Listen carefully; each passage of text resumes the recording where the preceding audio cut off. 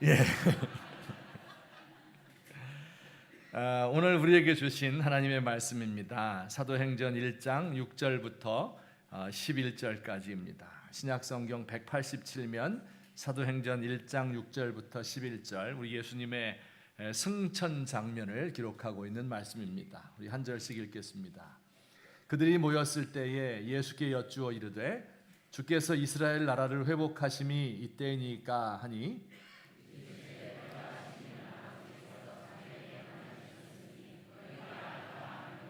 오직 성령이 너희에게 임하시면 너희가 권능을 받고 예루살렘과 온 유대와 사마리아와 땅 끝까지 이르러 내 증인이 되리라 하시니라.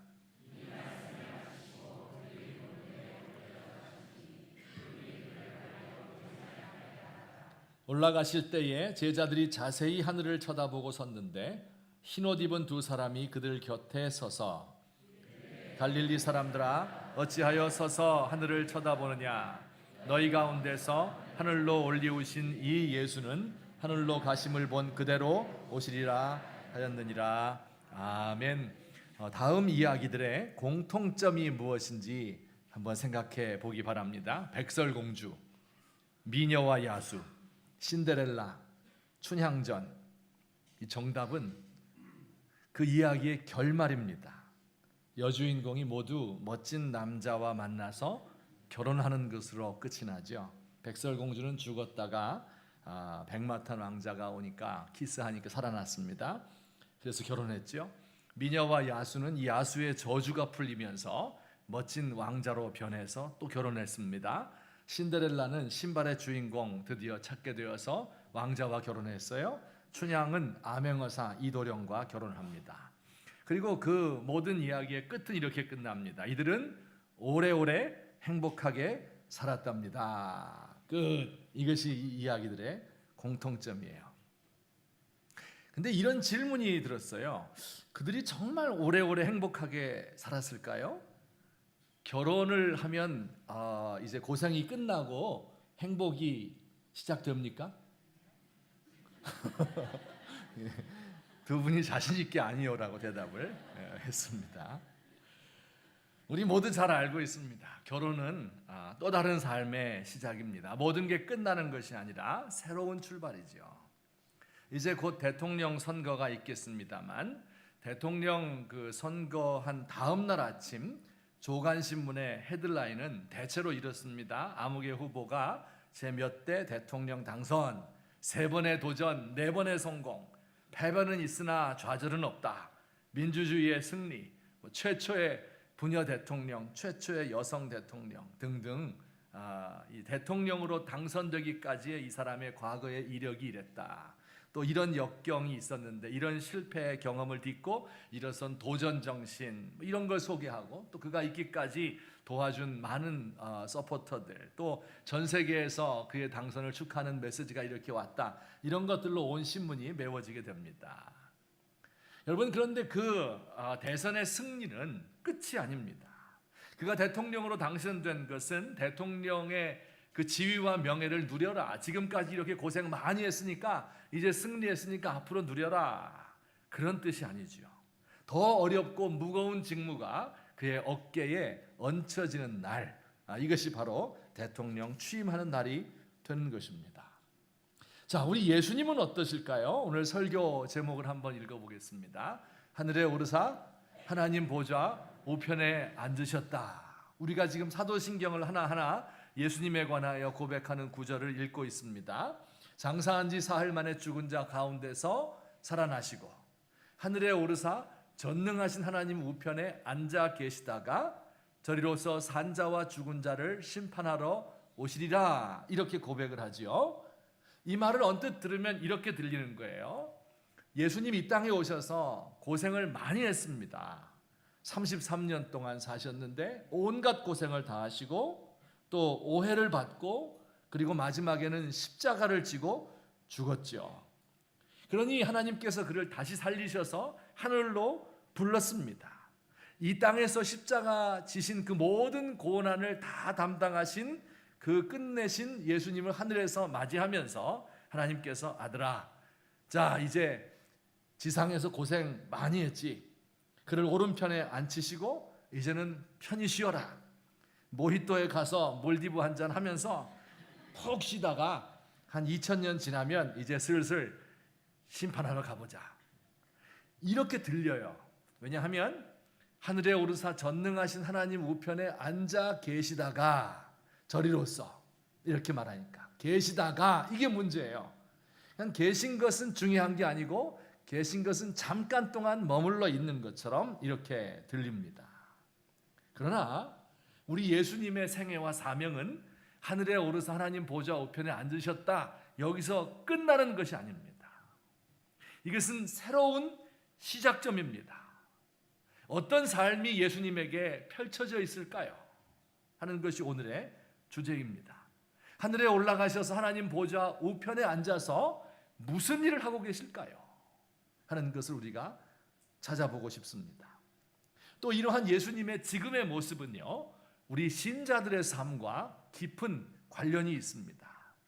예수 믿는 사람들도 세상에서 방황하고 죄짓다가 예수 믿고 세례받고 그러면 끝나는 걸로 생각하면 안 되죠. 잠시 세상도 살다가 마지막에 천당 간다. 이게 전부가 아니라 예수 믿고 세례받으면 그때부터 새로운 삶이 펼쳐지게 됩니다. 과연 우리 예수님께서 하늘에 오르사 보좌 우편에서 하는 것은 무엇일까? 또 이것이 우리 성도들의 삶과는 어떤 관계가 있을까? 하는 것을 오늘 두 가지로 살펴보려고 합니다. 우선 첫째, 다 같이 시작. 예수님은 왕위에 올라 교회와 세상을 통치하신다. 하나님 보좌 우편에 앉았다 하는 말은 거기서 푹 쉬었다 그런 뜻이 아니고요. 왕자가 부왕의 오른편에 앉아서 부왕을 대리해서 세상을 통치한다 그런 뜻입니다. 우리 성경 한 구절 보겠습니다. 사도행전 2장 34절과 35절인데요. 다 같이 시작. 주께서 내 주에게 말씀하시기를 내가 네 원수로 내 발등상이 되게 하기까지 너는 내 우편에 앉아 있으라 하셨도다. 이것은 성부 하나님께서 지상에서의 임무를 다 마친 성자 예수님께 하시는 말씀입니다. 내가 내 원수를 발등상 되게 하기까지 너는 내 우편에 앉아 있으라. 이렇게 이야기를 했습니다. 이 왕이 앉아 있다 하는 것은 쉰다 그런 뜻이 아닙니다. 왕이 앉아 있는 것은 가장 적극적인 통치 행위입니다. 우리 한번 그 드라마 사극 좋아하십니까? 이 드라마를 좀 잘 생각해 봅시다. 최수종이 왕인데 딱 앉아 있는 거예요. 편전에 높은 자리에 있습니다. 뒤에는 십장생을 그린 병풍이 있죠. 그리고 골룡포를 입고 높은 의자에 앉아 있습니다. 대신들은 저 밑에 꿇어 앉아 있거나 아니면 서 있어야 합니다. 왕은 그 자리에 앉아서 대신들이 말하는 것을 듣습니다. 그리고 상소문이 올라오면 이걸 다 읽습니다. 그리고 판단하고 명령을 내립니다. 그가 앉아서 하는 말 한마디에 삶이냐 죽음이냐 사형이냐 귀향이냐가 판가름 납니다. 그 왕이 앉아서 국가의 도장 즉 옥새를 찍으면 이것이 법령이 되는 겁니다. 지금도 대통령이 하는 가장 중요한 일들은 모두 앉아서 합니다. 대통령이 시장에 가서 떡볶이 사 먹고 이렇게 하는 것이 그의 할 일이 아니고요. 중요한 일은 다 앉아서 해요. 국무회의 자리에 앉아서 가결되었습니다. 의사봉을 두들기고 선포하면 그것이 곧 대통령령이에요. 온 천하 우리 대한민국에 그 법 안 지키면 안 되는 그런 법이 되는 것입니다. 그 대통령이 청와대 지하 벙커에 들어가 앉아서 전쟁을 선포하면 그때부터 전쟁 상황이 시작되는 겁니다. 그러니 왕이 앉아있다, 예수님께서 하나님 보좌 우편에 앉으셨다 하는 말은 왕으로서 부왕을 대리해서 다스린다 그런 뜻입니다. 아까 읽은 말씀에 원수가 발등상 되게 할 것이다 이런 표현이 있죠. 이 발등상이라고 하는 것은 그 왕의 의자가 높으니까 그 의자 밑에 받치는 발받침대, 이것을 발등상이다 이렇게 부릅니다. 그런데 이 고대 왕들은 전쟁의 왕이잖아요. 전쟁에서 정복한 그 원수 나라의 왕이나 대장군을 잡아다가 그의 목을 밟는 거예요. 이게 그 전쟁의 승리를 알리는 것입니다. 이게 원수가 발등상 된다 하는 표현입니다. 그러니 지금 예수님은 하늘 위에서 편안하게 쉬고 계신 것이 아니라 온 세상의 왕으로 세상을 통치하고, 그리고 예수님을 대적하고 있는 원수들을 무찌르고 있는 중이다. 이것이 지금 예수께서 하고 계신 일입니다. 자, 우리 다시 한번 우리 첫째 이거 보여주시기 바랍니다. 한번 다시 읽어볼까요? 시작.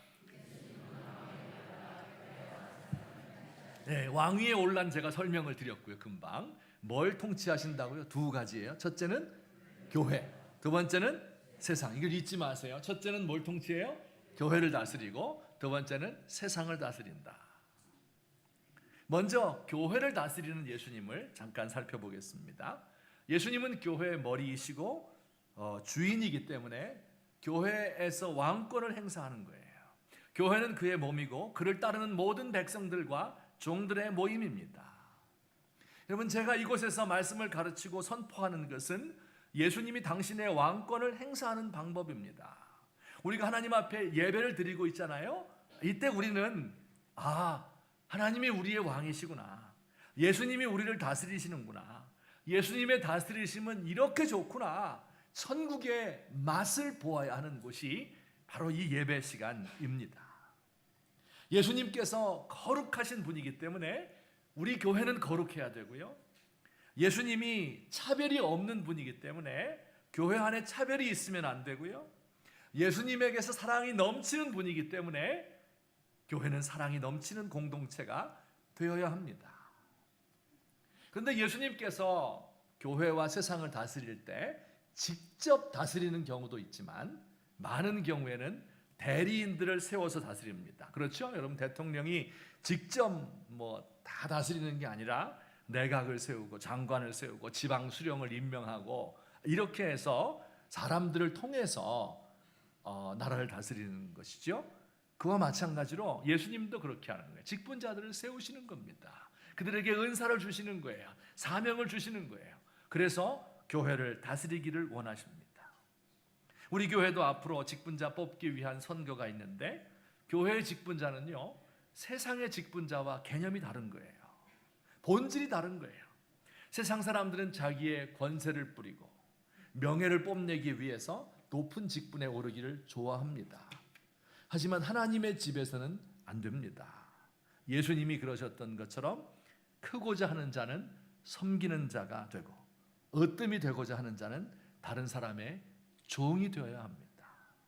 정말 예수님의 마음을 가지고 교회를 다스리는 사람이라면 그는 예수님의 삶처럼 남의 종이 되는 겸손한 삶을 살게 되어 있습니다. 우리 교회 성도들과 직분자는요, 한 두 가지 종류가 있다고 보통 말해요.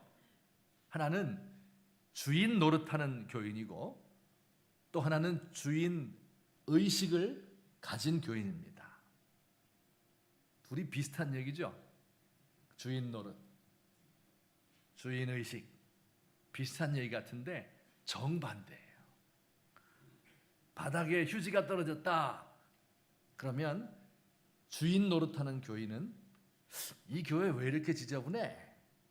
이렇게 말하죠. 굉장히 높죠. 왜 이래? 이렇게. 근데 주인 의식을 가진 사람은 누가 볼까 봐 이걸 얼른 집어넣습니다. 주인 노릇하는 교인은 바른 말 합니다. 그런데 주인 의식 가진 교인은 누가 바른 말 하면 내가 미안해져요. 주인 의식 가진 사람은 우리 교회에 참 부끄러운 면이 있을 때 얼굴이 화끈 달아오릅니다.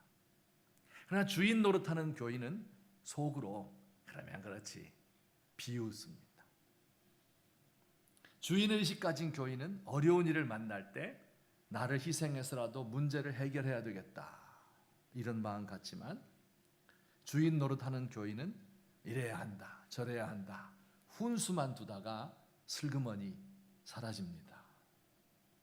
주인의식 가진 사람은요, 그 모든 어려움이 잘 해결되었을 때 슬그머니 뒤로 빠지지만, 주인 노릇하는 교인은 내가 이렇게 했지 하며 인정받기를 원합니다.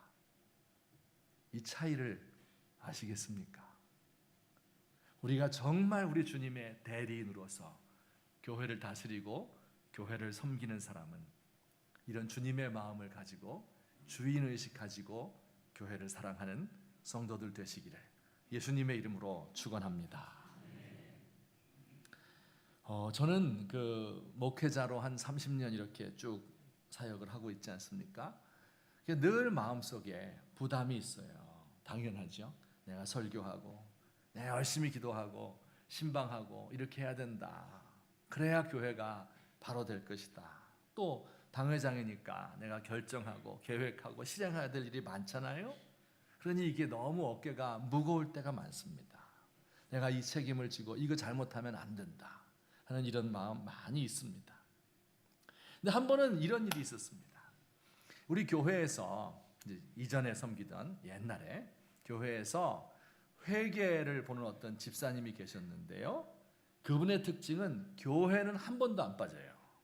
근데 예배는 한 번도 안 드립니다. 교회 오면 영아부실에 가요. 영아부실은 이제 우리 교회는 지금 없지만 새로 지은 데 있을 텐데 유리로 막아놔서 아이들 이렇게 케어하는 공간입니다. 소리가 잘 안 들리는 곳이지요. 그곳에 가서 자기 조카들, 손자들 많은데 그 아이들과 떠들고 먹을 거 주고 이렇게 하는 것이 그가 교회에서 하는 일이에요. 근데 이상한 소문이 돌았습니다. 이분이 회계 돈 계수하는 분 중에 하나인데 헌금을 계수하다가 10만 원, 20만 원, 어떨 때는 50만 원 이렇게 빼간다는 거예요. 그러니 제가 그 말을 들으니까 얼마나 가슴이 덜컥 내려앉아요. 교회에서 돈 없어지는 것도 그렇지만 이분의 영혼을 생각할 때 이거 어떻게 이럴 수 있는가? 근데 이제 심증은 있는데 물증이 없는 게 이걸 뭐 CCTV로 지금 같으면 다 찍을 것 같은데 그렇다고 증거도 없는데 그분한테 가서 막 들이대고 이렇게 할 수도 없고 그래서 다른 분들에게 주의를 주고요. 그리고 간절히 기도할 수밖에 딴 방법이 없어요. 마음만 고생되는 거죠. 근데 그러던 어느 날 이 집사님이 갑자기 쓰러졌습니다. 굉장히 건강하던 분인데 병원에 실려갔고 대수술을 받아야 했고 그 후의 삶이 힘들어졌습니다. 제가 이 사건을 경험하면서 어떤 마음을 가지게 되었을까요? 네, 그럴 줄 알았다. 이 정의의 하나님이 다 보고 있는데 잘 됐다. 쌤통이다 이거. 그런 마음이 드는 게 아니고요. 첫째는 하나님이 너무 두려웠어요. 내가 늘 하나님 살아계시다 이렇게 얘기했는데 진짜 살아계시구나. 너무 두려웠어요. 혹시 나한테도 이렇게 하시는 거 아닐까? 그런 두려움이 저를 덮쳤습니다. 그리고 또 한 가지는 깨달음이 왔어요. 우리 예수님께서 교회의 주인이고 교회의 머리이시구나. 나는 내가 교회를 위해서 말씀 전하고 기도하고 신방하고 부흥시키고 또 망하게 하고 이런 것이 다 나에게 달린 줄로 알았죠. 그러니까 내가 잘해야 된다. 실수하면 안 된다. 하는 이런 강박관념에 시달리고 있었고 이게 너무 무겁고 꼭 사람들의 인정을 받아야 되고 내가 실수하면 교회가 다 말아먹을 것 같고 그래서 너무너무 힘들었던 거예요. 그런데 아니지요. 우리 주님께서 교회의 머리이시고 최종 책임자인 것입니다. 우리 교회를 지키시고 담임 목사가 못할 때는 그분이 나서서 하시는 우리의 왕인 것을 그때 깨달았습니다. 그 이후로도 그런 일들이 몇 번 있었는데 그러면서 제 마음속에 담대함이 생기고 나도 주님의 종이 하나니까 나에게 주어진 일 최선을 다하면 되겠구나. 인정받고 교회가 죽고 사는 것이 나에게 달린 것이 아니구나 하는 것을 알게 되었습니다. 그리고 편안하게 우리 하나님을 섬기게 된 줄로 믿으시기를 바랍니다. 우리 주님께서 교회의 통치자이시다 하는 것을 분명히 알게 되었습니다. 자, 예수님은 교회를 통치하시는 분이고 1번. 그다음엔 또 어디를 다스리셔요? 세상을 다스리신다. 교회 안에서만 왕이 아니다. 온 세상과 우주를 통치하는 분입니다. 우리 예수님께서는요, 이 세상의 왕들을 세우기도 하고 폐하기도 합니다. 제국의 흥망성쇠를 주관하십니다. 전쟁의 주인이 되셔서 승리와 패배를 그분이 결정하십니다. 자연 현상까지 동원하셔서 한 나라를 복주기도 하고 심판하기도 하시는 분이 우리 예수님이십니다. 교회 안에서 그분이 다스리시는 것은 굉장히 소극적이고 방어적이에요. 그죠? 세상에서 고통받는 사람, 이런 사람들이 교회에 와서 예수님 다스리시는 것을 느끼면서 안식과 평안을 누리는 겁니다. 근데 이 세상에서 주님이 다스리시는 것은 훨씬 더 적극적이고 공격적인 거예요. 세상 속으로 예수님이 들어가시고 우리를 세상 속으로 보내셔서, 그래서 세상을 변화시키고 온 세상 사람들이 그리스도의 이름에 그 무릎을 꿇게 하시는 것, 이것이 주님께서 세상을 다스리시는 방법입니다. 지금부터 약 한 3년쯤 전에 제 마음에 이런 큰 눌림이라고 할까요? 혹은 그 사명감이라고 할까요? 이런 것이 생겼습니다. 우리 예수님께서 한 번은 말씀하셨죠. 추수할 것은 많되 일꾼은 적다. 이렇게 하며 탄식을 했는데 이것이 바로 제 마음이 되었어요. 대한민국 방방곡곡에 교회가 수만 개가 있고 목사들이 넘쳐나지만 여전히 추수할 곳이 너무 많은 거예요. 지역적으로 십자가 불빛이 없는 곳은 더 이상 찾아볼 수 없게 되었어요, 대한민국에서. 하지만 그 계층에 따라서, 직업에 따라서, 세대에 따라서, 정치적인 성향에 따라서 복음이 전혀 들어갈 수 없는 사람들이 많이 존재한다 하는 것을 알게 되었습니다. 주일날 알바하고 돈 벌어야 되기 때문에, 잔업을 해야 되기 때문에 교회 나오지 못하는 사람들이 너무나 많습니다. 사회적으로 따돌림 받고 인정받지 못하는 직업을 가지고 있기 때문에 교회에서 들어올 수 없는, 이런 환영받지 못하는 사람들이 많습니다. 그런데 이들을 위해서 훈련받은 일꾼도 적고 이들을 사역자로 보내려는 교회도 적습니다. 우리 교회가 추수할 이 곳을 위해서 일꾼을 보내는 교회가 돼야 될 텐데 어떻게 하면 좋을까? 특별히 제 마음속에 고통스럽게 자리 잡고 있었던 것은 젊은이들을 위해서 이 세상에 방황하는, 직업이 없어서 고통당하는 이 젊은이들을 어떻게 해야 될 것인가 하는 마음이 무겁게 저를 눌렀고 오랫동안 기도를 했습니다. 마침 그때 사도행전을 제가 설교를 쭉 하고 있었는데 1년 내내 기도를 했습니다. 그리고 연말쯤 되었을 때 마음속에 이제 사명이 점점 자리 잡게 되는 거죠. 그 연말쯤 되었는데 제가 꿈을 하나 꾸었습니다. 제가 설교 때 꿈 얘기해도 되겠습니까? 하나님 말씀 전하는데, 하여튼 몽조가, 이제 제가 꿈을 항상 꾸는 게 아니고 보통 이제 다 개꿈 꾸고 다 잊어버리는데 이것은 좀 어떤 의미가 있는 것 같아요. 기억이 나요. 큰 수족관인데요, 횟집에서 쓰는 것 같은 이 욕조보다 더 큰 수족관이 있어요. 근데 그 어항에 시커먼, 그리고 진한 초록의 녹조가 잔뜩 끼어 있어요. 그리고 풀들이 둥둥 떠다니고요, 그 누렇게 바랜 풀잎 사이로 죽은 물고기 몇 마리 배를 드러내고, 어떤 것은 입을 물 위로 집어 올리고 머리가 큰 이런 것들이 떠다니고 있습니다. 그 어떤 아저씨가 등장을 해서 그 죽은 물고기 사이로, 수족관 사이로 손을 쑥 집어넣었다가 꺼내니까 거기 물고기 한 마리가 들려있어요. 금붕어 크기만한 아름다운 물고기입니다. 또 집어넣어서 꺼내니까 또 잡히는 거예요. 한 번에 한 마리씩 꺼내는데 순식간에 10마리 크고 작은 물고기들입니다. 제가 까만 비닐봉지를 손에 들고 있었는데 그걸 거기다가 다 집어넣어줬어요. 제가 꿈속에도 생각이, 이거 물 없으면 죽는데, 집에 얼른 돌아와서 어항에 풀어주니까 그 죽은 줄 알았던 고기들이 한 마리도 죽지 않고 살아서 활발하게 헤엄을 치고 있다 할렐루야. 무슨 뜻일 것 같습니까? 여러분, 제가 너무 생각을 많이 하고 어떻게 해야 되지? 어떻게 해야 되지? 청년들을 위해서 뭘 해야 되겠는데 나는 힘이 없고 이걸 어떻게 해야 되지?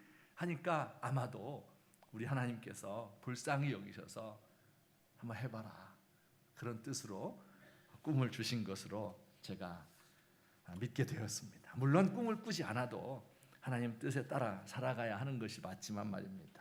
특별히 이 시대의 청년들을 위해서 일하는 것이 우리 교회 사명 가운데 하나이다, 이런 확신을 갖게 되었습니다.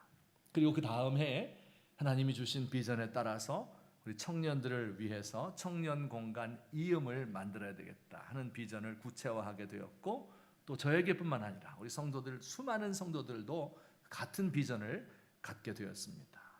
그래서 우리 교회 성도들이 헌금을 해서 건물을 임대하고 인테리어를 하고, 또 예술대 교수님들이 재능 기부를 해서 지금까지 운영되고 있습니다.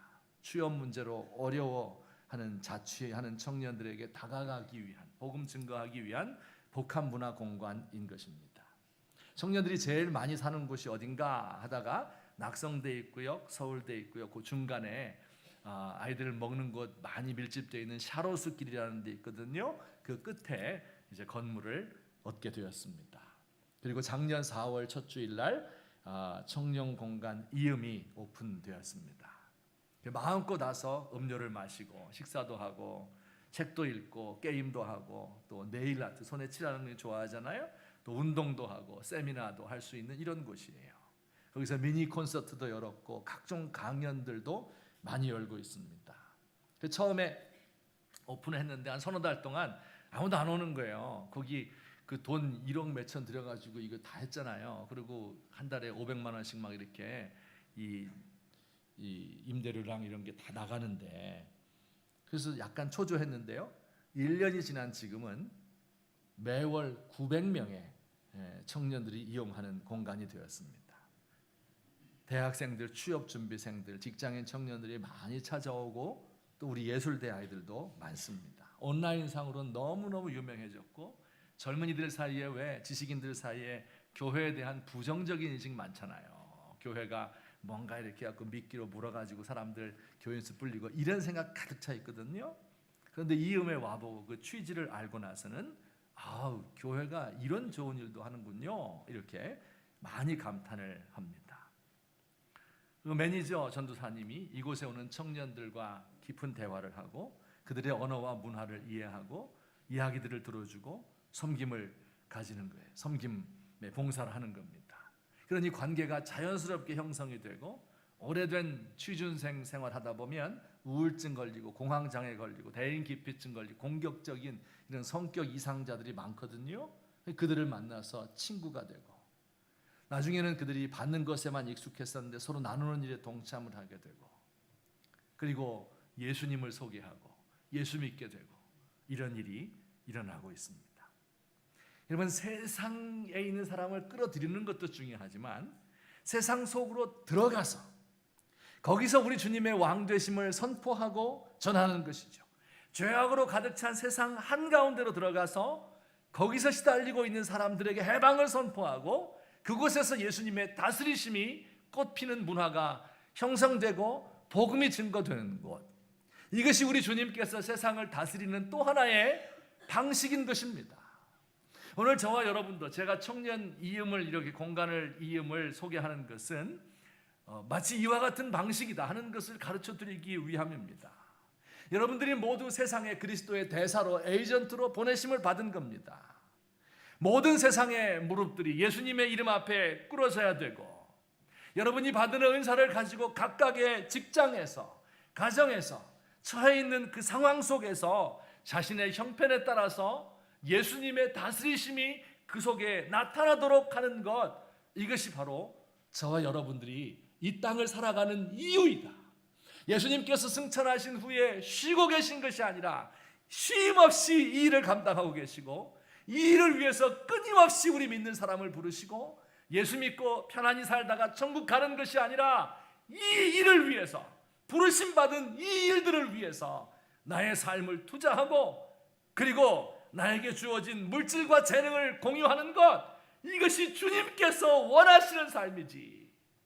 예수 믿고 세례받고 구원받았으니 편안하게 놀고 먹고 살다가 있는 것 다 탕진하고 즐기다가 천국 가자. 그것이 주님의 이 세상을 통치하시는 왕 앞에서 그 대리인으로 부름받은 우리가 해야 될 일은 아니라고 믿는 것입니다. 이 모든 일들에 우리의 삶 속에서 예수님 왕 되시는 것을 드러내시는 저와 여러분 되기를 예수님의 이름으로 축원합니다. 자, 근데 이런 일을 할 때 말이에요, 이게 늘 성공하고 늘 재밌는 게 아닙니다. 실패가 많고요, 낙심과 어려움과 좌절과 고난이 닥치고요, 오랜 세월 기다려야 할 때도 있고요.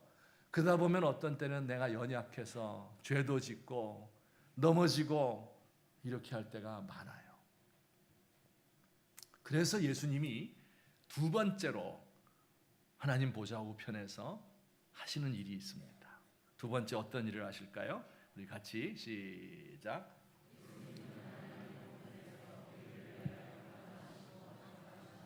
네, 하나님 오른편에서 우리를 위하여 간구하시고 변호하는 일을 합니다. 우리 다음 구절 로마서 8장 34절입니다. 시작. 죽으실 뿐 아니라 다시 살아나신 이는 그리스도 예수시니 그는 하나님 우편에 계신 자요 우리를 위하여 간구하시는 자신이라. 아멘. 하나님 우편에 계신 예수님이 뭐 하신다고요? 우리를 위하여 간구하신다. 중보기도 하신다. 우리 편에 서서 우리의 사정을 하나님께 기도한다는 거예요. 아무개 집사가 죄를 짓고 회개하네요. 그를 용서해 주세요. 저 방배동에 장동민이라는 목사가 길을 잃고 헤매고 있는 것 같아요. 하나님의 뜻을 분별할 수 있는 영안을 열어주세요. 아무 교회가 지금 다툼이 일어나서 분열 지경에 이르렀습니다. 나의 피로 값주고 샀는데 그 교회를 하나 되게 해주세요. 끊임없이 예수님께서 중보 기도를 드리는 겁니다. 우리 기도 중보, 우리 교회 중보 기도단이 있는데요, 우리 꼭 기억해야 돼요. 중보 기도단이 기도한다고 해서 중보 기도가 상달되는 것이 아니고 예수님이 중보 기도하기 때문에 그 예수님의 중보 기도에 우리 중보 기도가 약간 묻어서 그래서 우리 하나님을 기쁘시게 해드리는 것을 꼭 알아야 합니다. 내 기도 덕분에 해결된 것이 아니라 예수님의 기도 때문에 문제가 해결되는 것이죠. 또 다른 한 구절 보겠습니다. 요한일서 2장 1절 시작. 만일 누가 곧 의로우신 예수 그리스도시라. 아멘. 여기 아버지 앞에서 우리에게 대언자가 있으니 의로우신 예수님이다 이렇게 되어 있죠. 이 대언자라고 하는 말은 우리 지금 잘 우리말에서 쓰지 않는 표현인데 더 좋은 표현은 변호인 그런 뜻입니다. 변호인이다. 혹은 성경 다른 곳에서는 보혜사다 이렇게 파라클레토스다 말하기도 했습니다. 성령님이 보혜사인데 성령님은 제2의 보혜사고 제1의 보혜사가 예수님이에요. 변호인입니다. 자, 변호인이 얼마나 중요합니까? 지금 재판장 앞에서 피고를 대신해서 대언하고 변호하는 거죠. 피고는 지금 어때요? 너무 연약해져 있고 피곤하고 정신 없어요. 판단력 흐립니다. 무슨 말을 해야 되고 무슨 말을 해야 될지 안 해야 될지 이걸 잘 몰라요. 그때 그 곁에서 법률적으로 그에게 도움을 주는 거죠. 그리고 나아가서는 도움을 주다 보니까 개인적으로 위로를 해주게 되죠. 그래서 이 피고인이 변호인에게 의지할 대상이 되는 겁니다. 변호사가 되려면요, 우선 실력이 좋아야 돼요. 인간성만 좋아서 되는 게 아닙니다. 무죄 선고를 이끌어낼 수 있는 이 능력이 있어야 되잖아요. 게다가 무슨 일이 있어도 피고인의 편이 되어줘야 되고 그를 믿어줘야 돼요. 세상이 다 그를 잘못했다고 해도 단 한 사람, 변호사는 그를 믿어야 돼요. 또 변호사는요, 절대 자기를 드러내어서는 안 됩니다. 잘난 척해도 안 되고 큰 소리 쳐도 안 되고 판사에게 대들고 욕하면 더욱도 안 됩니다. 이거 괘씸죄 걸리면요, 영락 없어요. 단지 피고인 편에 서서 나는 죽고 그리고 이 피고를 위해서 봉사하는 겁니다. 이 변호사라는 직업이 얼마나 좋은지 몰라요. 혹시 우리 중에도 계십니까? 야, 다른 사람 도와주고 또 돈도 벌고 인정도 받고 다음에 태어나면 목사로 하지 말고 변호사로 해볼까 그런 마음이 들 정도입니다. 자, 근데 이런 변호사가 있어요. 변호인의 사정을 잘 알아요. 왜 그 사람이 그 길로 가게 됐는지, 그 죄를 짓게 됐는지, 그 과거가 어떻고 그 약점이 뭔지 이런 걸 다 압니다. 법을 너무 잘 알아요. 그리고 게다가 재판장의 성격도 잘 알아요. 절대 괘씸죄 걸리지 않도록 법을 조목조목 들어서 이 사람의 죄를 경감하고 없애기 위해서 노력을 하는 거예요. 근데 그 일을 할 때 형식적으로 이렇게 하는 게 아니라 진짜 정성을 다해서 간절히 변호하고 최선을 다하는 겁니다. 자기가 피고인의 입장에 되어서 막 간절하게 재판장에게 선처를 주장하는 거예요. 이 사람 좀 죄 없게 해주세요. 그러나 재판장이 그럴 수 없다. 나중에 하다 안 되니까 그러면 이 사람 죄 지은 거 그 벌 내가 받겠습니다. 내가 옥살이하고 내가 벌금 내겠습니다. 이렇게 하며 재판장에게 달려드는 이런 변호사가 있어요. 하도 간청하니까 재판장이 그럼 무죄를 선고했습니다. 그냥 둘이 막 얼싸안고 기뻐하고 좋아하죠. 너무 수고했습니다. 고맙습니다 하고 성공 보수를 드리려고 하니까 심지어 돈도 받지 않아요. 무료로 변론해 준 거예요. 이런 변호사 혹시 만나본 적 있으십니까? 여러분, 이분이 바로 우리 예수님이에요. 예수님이 하신 일이 바로 이거라고요. 때로 내 편이 하나도 없을 때가 있죠. 사람들이 다 나 손가락질하는 것처럼 느껴질 때가 있죠. 둘러서서 나 뒤에서 욕하는 것 같을 때가 있죠. 여러분, 내 편 있어요. 세상이 뭐라 그래도 그분만은 내 이야기를 들어주는, 나를 정확하게 이해하고 나의 무죄를 주장하며 이것을 위해서 변론하고 그리고 이걸 위해서 최선을 다하고 그리고 내가 그 벌을 받겠습니다. 내가 벌금 다 내겠습니다. 이렇게 하는 우리의 최고의 변호사, 그분이 바로 하나님 옆에 계신 우리의 대언자 예수 그리스도이십니다. 저와 여러분이 낙심할 필요 없어요. 특별히 우리 예수님이 제일 사랑하는 사람, 우리 주님의 일하다가 아무 일도 안 하다가 죄 짓는 거 그분도 위해서 변호해줘요. 하지만 주의 일 하다가 실수하고 주의 일 하다가 낙심하고 주의 일 하다가 죄 안 져야 되는데 죄 짓고 약해서 그렇게 되지요. 그런 사람을 하나님 우편에 계신 우리의 왕이시며 그리고 우리의 변호인이 되신 예수님은 그를 제일 사랑하십니다. 그래서 최선을 다해서 우리를 위해서 변호하시고 자신의 모든 것을 바쳐서 우리의 죄를 벌을 대신 받으시는 그 예수님을 기억하며 담대하고 힘있게 살아가시는 저와 여러분 되시기를 예수님의 이름으로 축원합니다. 아멘. 우리 같이 한번 기도드리겠습니다. 오늘 들은 말씀을 생각하며 하나님 앞에 기도로 나아가십시다. 우리 다 함께 머리 숙여서 하나님, 내가 이런 주님의 대사가 되기를 원합니다. 이렇게 교회를 위한 일꾼이 되고 세상을 위한 주님의 대사가 되기를 원합니다. 또 힘들고 지치고 넘어지고 피곤할 때 하나님 우편에 앉으셔서 나를 위해 대신 기도하시고 그리고 변호해 주시는 예수님 고맙습니다. 다 함께 기도로 나아가겠습니다. 사랑의 하나님 아버지 고맙습니다. 무지하고 연약한 저희들을 사랑해 주시고 오늘까지 인도하시니 감사합니다. 하나님 아버지, 주님께서 오늘 이 시간까지 아버지의 저를 붙드셨기 때문에 이 사역 감당할 수 있었나이다. 하나님, 모든 영광을 주님께 돌려드립니다.